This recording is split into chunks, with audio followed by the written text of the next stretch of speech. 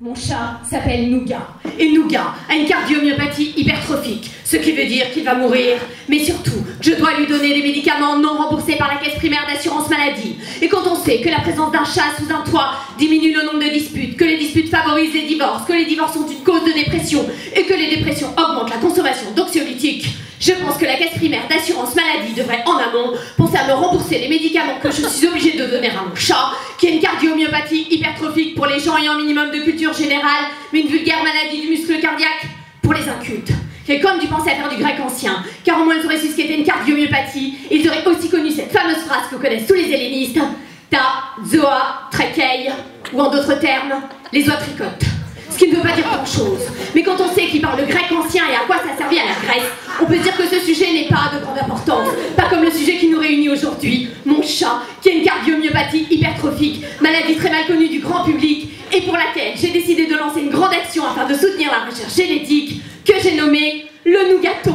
Bien entendu en hommage à mon chat, Nougat, ce qui n'est pas très original pour un chat, mais je peux aujourd'hui affirmer qu'il a très bien vécu ce manque d'originalité dans le choix de son nom, parce que ce chat est con, et que j'aurais très bien pu l'appeler le chat ou ce con de chat, sans pour autant fragiliser ses assises narcissiques, ce qui est beaucoup plus pratique qu'un enfant, qu'on peut difficilement appeler l'enfant ou ce con d'enfant, ce con de père.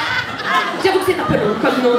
Alors que Nougat, un nombre de syllabes parfait, qui se prête tout aussi parfaitement au diminutif, comme Noug ou encore Gros Noug, entend bien entendu comme la marque de mon affection pour mon chat, qui n'est pas gros mais qui est Angora, ce qui flatte son ego et le mien, car ne dit-on pas qu'un chat est le reflet de son maître.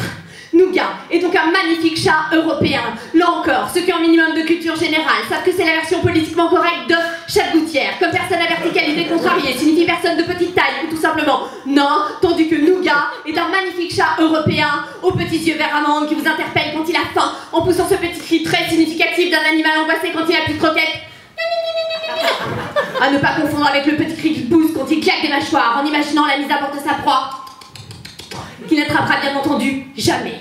Car Nougat n'a jamais vraiment bougé du canapé. Et encore moins aujourd'hui, que son petit cœur grossit, l'empêchant de passer du tapis au canapé au tapis, l'empêchant même de respirer. Et quand il aura définitivement terminé de respirer, alors je repenserai à vous, qui n'avez pas donné au Nougaton, sous prétexte que vous avez déjà donné pour des actions de moindre importance comme le SIDAction.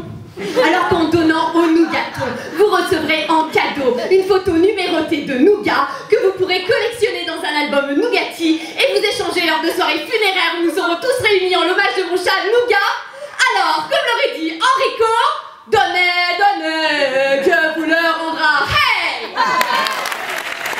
2, 3, 1, 2, 3, allons plutôt danser.